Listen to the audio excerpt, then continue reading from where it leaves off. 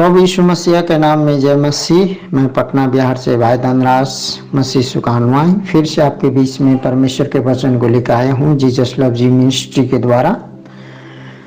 परमेश्वर की महिमा हो मेरे मित्रों। इस समय इस वक्त पूरे भारत वर्ष में और जगह जगह जगह में भी और विशेष करके भारत वर्ष में जो मसीही सताव और तंग किया जा रहा है, और उसके बावजूद मैं एक नए खबर को और ताज़ी खबर के साथ साथ परमेश्वर के वचन को भी लेके आया हूँ। और मसीह ने कहा जो अंत तक धीरज धरेगा उसी का उद्धार होगा। और इस मसीह ने ये भी कहा ये सभी घटनाएं होंगी लेकिन तुम घबरा मत जाना और सुदृढ़ रहना। इस प्रकार से हमें घबराने की बात नहीं है, लेकिन परमेश्वर के वचन क्या कहता है। और परमेश्वर का जो दास दासी बड़े बड़े भविष्यवक्ता बहुत बड़े बड़े लोग परमेश्वर ने अभिषेक करके रखा है, और लोग भी विश्वासी हैं। परमेश्वर जो बातचीत कर सकता है, किसी से भी परमेश्वर बातचीत कर सकता है। और इस समय इस माहौल में परमेश्वर एक दूसरे से बातचीत करे, मसीह भाइयों बहनों से, और परमेश्वर अपने कार्य को करे। यही हमारी प्रार्थना विनती है। और ये सारे घटनाओं के बावजूद मैं ये रिक्वेस्ट करूंगा जीसस लव जी मिनिस्ट्री के द्वारा जितने भी परमेश्वर का वचन सुनते हैं और लोग और भी आप लोग परमेश्वर के वचन को पढ़ते हैं, सुनते हैं, मसीह में विश्वास करते हैं।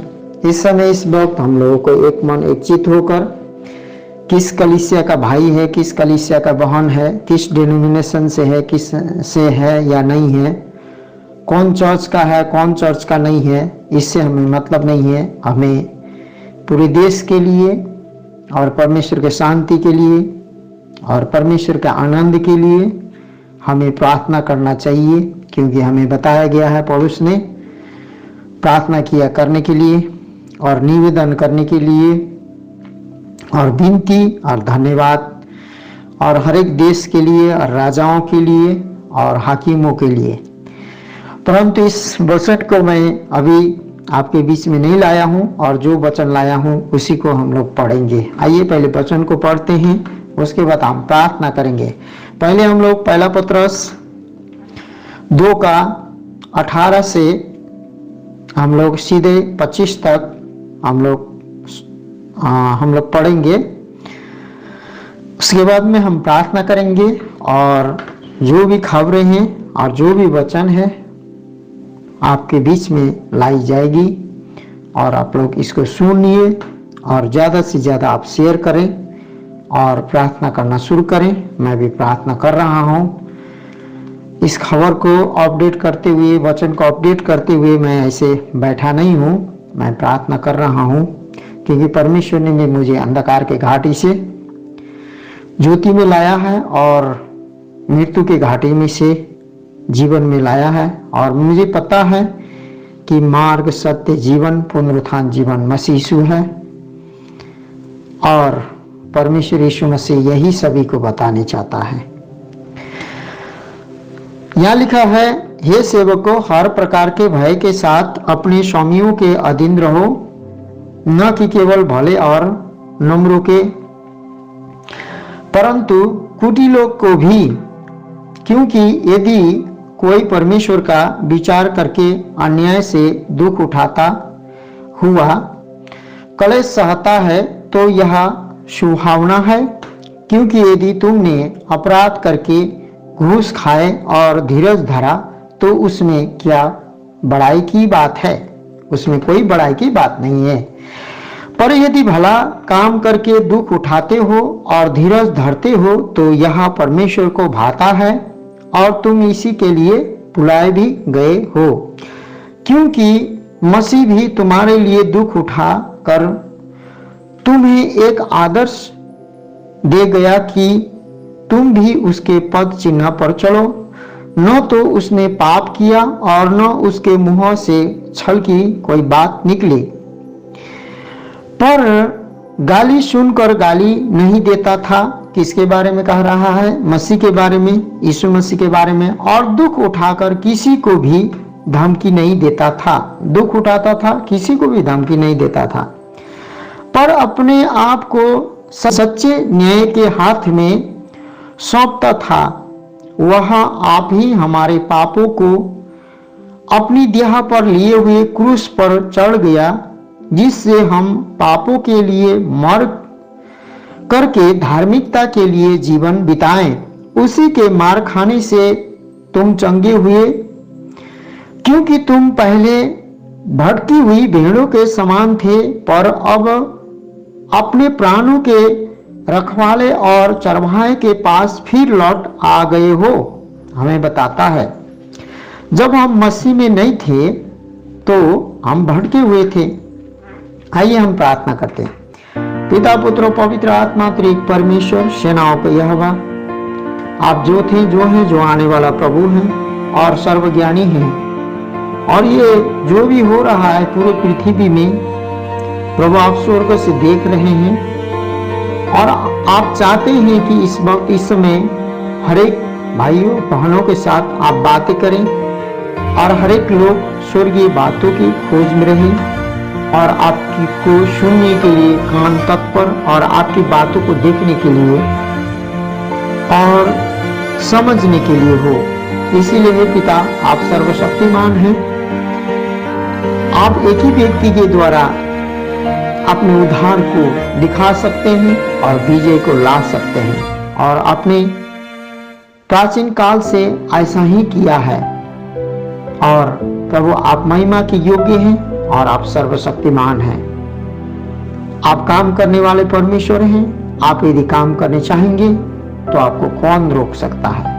यदि प्रभु जाने अनजाने में, यदि प्रभु आपके काम करने का तरीका में यदि रोका जा रहा है, प्रभु यीशु मसीह सभी को आप क्षमा करें, और अपना काम जिस प्रकार से आप करने चाहते हैं, विशेष करके हर एक मसीह भाइयों बहनों के जीवन में आप करें, और अनियल में न रखें, उनको घबराहट में न रखें, परेशानी में न रखें, और उनको प्रभु आशाहीन न रखें, क्योंकि आप सत्य परमेश्वर हैं। इसलिए प्रभु जो भी आपके नाम में दुख उठा रहे हैं, सुसमाचार के लिए दुख उठा रहे हैं, पीड़ा भोग रहे हैं, और दुख सुखी रोटी खाते हुए आपकी ओर ताक रहे हैं, विशेष करके उनको भलाई कीजिए। और परम प्रधान परमेश्वर, भलाई करने के लिए जिसके पास है उसके हृदय को, उसके मन को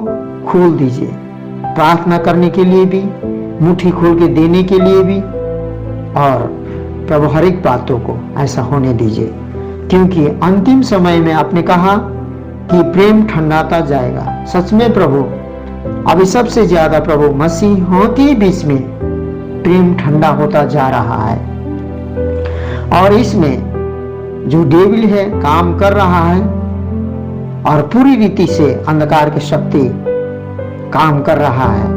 परंतु हे पिता, आप ज्योति के परमेश्वर हैं, और आप काम करेंगे, क्योंकि आप सत्य हैं। इसीलिए जितने भी ये भाई बहन वचन को सुनते हैं, उनके जीवन में भी भलाई और करुणा करने वाला, और एक दूसरे को वो लोग सहायता पहुंचा सकें या ना सकें, लेकिन एक दूसरे को प्रार्थना करने में सहमत कर दीजिए, सहायता कर दीजिए, मदद कर दीजिए, उनके हृदय, उनके मन को खोल दीजिए, क्योंकि आप महिमा के राजा, राजाओं के राजा, महाराजा परमेश्वर, स्वर्गीय पिता हैं। आपको हम धन्यवाद देते हैं यीशु मसीह के नाम से, आमीन। तो मेरे मित्रों, यहाँ पर इस वचन के बाद, प्रार्थना के बाद, आपको मैं एक वीडियो दिखाने जा रहा हूँ कि विश्वासी लोगों को बुरी तरह से जो संगति कर रहे थे, जो लीडर थे, पूरी तरह से मारा गया, जो कि गांव धमतरी छत्तीसगढ़ में। तो ये गांव धमतरी जो छत्तीसगढ़ में पीटा गया है, कितने के कहना है कि वो पीटते पीटते वो भाई को जो भी है उसको मार ही दिया, इस प्रकार से भी बात हो रहा है। और परमेश्वर जाने, और इस प्रकार से बेरहमी से एक मसीह सुसमाचार वाहक को पीटा जा रहा है। और बहुतों को कहना है कि जो मसीह विरोधी हैं, जो गैर मसीह हैं, मसीह लोग इतना मार खाते क्यों रहते हैं। कितनों को कहना है कि मसीह लोग पूरे भारत में मात्र 2-3% हैं, लेकिन रिकॉर्ड में 3% हैं, जो भी परसेंट हैं।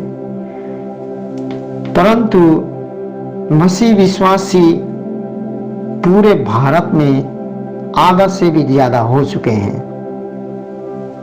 और वो मसीहत छाप लगाएं, रिकॉर्ड लगाएं, धर्म के रिकॉर्ड लगा कर नहीं बैठे हैं, लेकिन मसीह को वो विश्वास करते हैं। इसीलिए इस प्रकार का जो मारना, पीटना, धमकाना, लात देना, गुस्सा देना, ये न तो संविधान की ओर से किसी धार्मिकता बातों को सताना, न तो किसी वेद में किसी को भी आज्ञा नहीं देता है, ये नहीं है। और ये सच होना चाहिए तो, ये सहूलियत होना चाहिए तो पुलिस ले जाके वो लोग पीटते हैं, उन लोगों को मारते हैं, उन लोगों ने गलत किया बोल के बोलते हैं। ये सारे संविधान को भी अपने हाथ में लिए हुए हैं, कानून को भी अपने हाथ में लिए हुए हैं। और आप देख रहे हैं कि सब कुछ वो अपने हाथ में लिए हुए हैं, कानून को, संविधान को, पुलिस प्रशासन को, सब अपने हाथ में लिए हुए हैं। और मेरे मित्रों, अब ये सारे बात देखते हुए मसीही यीशु मसीह आने वाला है अंतिम समय में न्याय करने के लिए। परंतु आने से पहले आप इस गंभीर बातों को ध्यान से सुनिए और सुनाइए लोगों को। परमेश्वर आने से पहले कुछ न कुछ अपने असल मसीहों लोगों को, जो परमेश्वर के आवाज सुनने के लिए तरसते हैं, मसीह का इच्छा योजना को जानने के लिए वचन में, प्रार्थना में समय व्यतीत करते हैं, सेवा के लिए अपने धन को, पैसा को समर्पित करते हैं, जो कि संसार के अभिलाषा से कुछ हटकर और शारीरिक अभिलाषा से और आंखों की अभिलाषा से, अपने धन दौलत पद, ये सारे बातों को है उनके पास, फिर भी उसके साथ साथ मसीहत को लेके चलते हैं, उनसे परमेश्वर बात करेगा। क्योंकि मैं प्रार्थना कर रहा हूं तो पवित्र आत्मा इस प्रकार के मुझे अगुवाई कर रहा है। और यहाँ आप वीडियो देखिए कि किस प्रकार से सताया जा रहा है, विश्वासी लोगों को बुरी तरह से मारा जा रहा है गांव धमतरी में, जो छत्तीसगढ़ में, और बहुत बेरहमी से। और वहां कोई पुलिस नहीं है, कोई प्रशासन नहीं है। तो मेरे मित्रों, यहाँ पर बाइबल क्या बोलता है, ये सेवक को हर प्रकार के भय के साथ अपने स्वामियों के अधीन रहो, केवल भलों और नम्रों के पर कुटिलों के भी, भला और नम्र नहीं कुटिल के साथ भी तुम क्या करना, जैसे भलाई करने वालों को करते हो उसी प्रकार कुटिल करने वालों से करो। क्योंकि यदि कोई परमेश्वर का विचार करके अन्याय से दुख उठाता हुआ कलेश सता है तो यह शुभावना है। परमेश्वर का जो विचार, जो बाइबल के विचार के अनुसार दुख उठाता तो वो क्या है, वो सही है और शुभावना है। क्योंकि यदि तुमने अपराध करके घूसे खाए और धीरज धरा तो उसमें क्या बड़ाई की बात है। क्योंकि तुम जो पिटाते हो, यदि घूसे खाते हो, कुछ भी हो, उससे कोई बड़ाई की बात नहीं है। पर यदि भला काम करके दुख उठाते हो और धीरज धरते हो तो यह को बाता है, और तुम इसी के लिए बुलाए भी गए हो। क्योंकि मसीह भी तुम्हारे लिए दुख उठाकर तुम्हें एक आदर्श के दे गया है। परमेश्वर यीशु ने भी क्या किया, दुख उठाया संसार में और एक आदर्श बनकर देखा के गया है। इसीलिए मसीह लोग क्या करते हैं, अपने पर आने वाली विपत्ति, आने वाली बातों को कुछ भी नहीं करते हैं। वो 100 मसीही लोग रहे, बाइबल जो जानने वाला, बाइबल के आज्ञा मानने वाला, वो एक व्यक्ति आके उसको खूब पीट पाट के जा सकता है, वो हाथ नहीं उठाएंगे, क्योंकि वो सत्य वचन को जान गए हैं। इसीलिए लोग बोलते हैं कि वो डरपोक हैं, इसीलिए पिटाई खा रहे हैं, मार खा रहे हैं। लेकिन ये जो हमारा जो पवित्र शास्त्र परमेश्वर का वचन का अनुसार मसीह लोग चलते हैं तो जरूर विजय परमेश्वर देगा। तुम भी उसके पद चिन्ह पर चलो, न तो उसने पाप किया, यीशु ने न तो पाप किया और न उसके मुंह से छल की कोई बात निकली। यीशु मसीह के मुंह से कोई भी छल की बात नहीं निकली। वह गाली सुनकर गाली नहीं देता था। यीशु मसीह को खूब गाली दिया गया, लेकिन गाली सुनकर यीशु मसीह ने कभी गाली नहीं दिया। मसीह लोग भी गाली सुनते हैं, तू धर्म परिवर्तन करवाता, तू ऐसे परिवर्तन यह करता है कि यह कराता है, बोल के खूब गुस्सा लाते पीटे मुक्के मार रहे हैं। और तुम धर्म परिवर्तन इसे क्यों करा रहा है, सबको बिगाड़ रहा है, इसे बोल रहा है। लेकिन वो चुपचाप मार खा रहा है। क्यों? क्योंकि यहाँ बताता है वह गाली सुनकर गाली नहीं देता था और दुख उठाकर किसी को भी धमकी नहीं देता था। कौन? यीशु मसीह।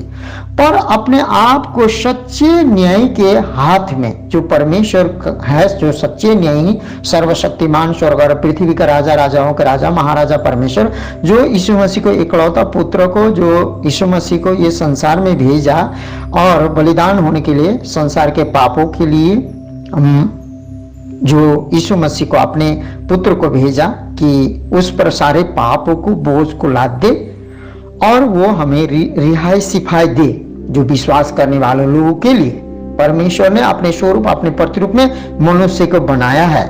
और बहुत लोग बोलते हैं कि मनुष्य बंदर से मनुष्य बना है, लेकिन बाइबल इस बात को नहीं बताता है बंदर से मनुष्य नहीं बनाया, लेकिन परमेश्वर ईश्वर ने अपने स्वरूप, अपने प्रतिरूप में मनुष्य को बनाया है और अपने आत्मा दिया है। इसलिए हर एक प्राणी से अलग मनुष्य होता है। कहीं ना कहीं उसके हृदय में भलाई उत्पन्न करने वाली बात होती है। जितने भी पापी, अपराधी, खूनखार क्यों न हो, वो अपने बुरे काम को करके कुछ न कुछ तो सोचता है, वो मैं अच्छा कर रहा हूँ कि बुरा कर रहा हूँ। वो परमेश्वर के दिया हुआ ईश्वरीय आत्मा है, वो हर एक के पास है। लेकिन उसको उजागर करने के लिए हमें मसीह जीवित परमेश्वर को विश्वास करना पड़ता है, ग्रहण करना पड़ता है। उसी समय से वो आत्मा हमें पूरी रीति से शरीर और प्राण को नियंत्रण करता है।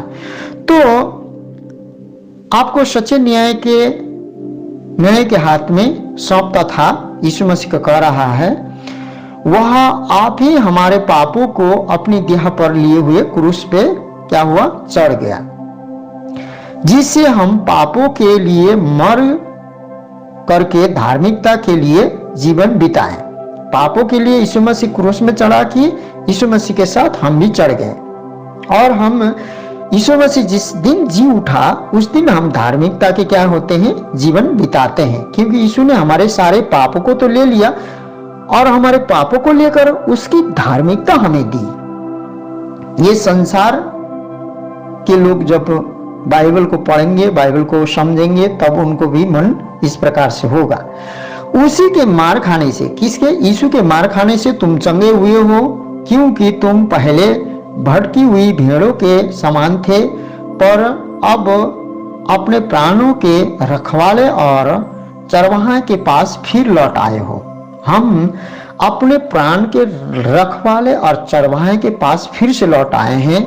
आज मेरे मित्रों, जब तक हम मसीह में नहीं आते हैं, बैर भाव, झगड़ा, नाना प्रकार के जो काल्पनिक बातों और अफवाह वाली बातों में हर एक चलता है। संसार अंधकार में है, क्योंकि मैं भी इसी बातों से निकला हूं और मुझे महसूस है सारा झूठ है। झूठ बातों में, फरेबी बातों में, गलत बातों में ये सारे मन लगाना, दूसरों को नीचा गिरा के, पीट के, मार के अपने आप को बॉस बनाना, ये सारे बात होते हैं।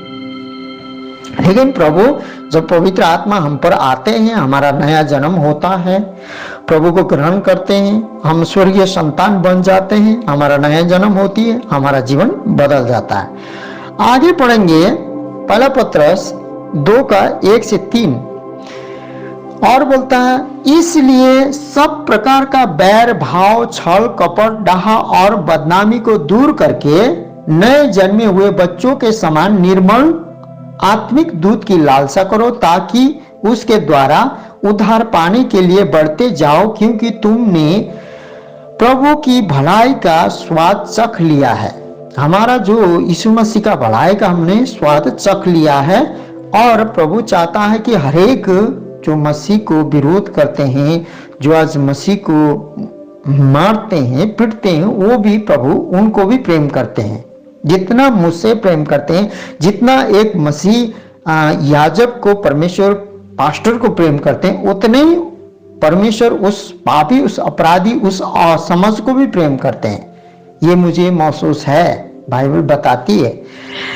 तो इसलिए सब प्रकार का बैर, पहले तो सब प्रकार का बैर हमें मसीह यीशु में विश्वास करने के बाद चले जाता है। ये मेरे जीवन में हुआ है। भाव, बैर भाव, और ये बैर भाव चले जाता है। और छल जो होता है, किसी को भी छल करता है, रुपया पैसा जो चीज का भी छल करता है, लेकिन ये छल भी हमारे जीवन से चले जाता है।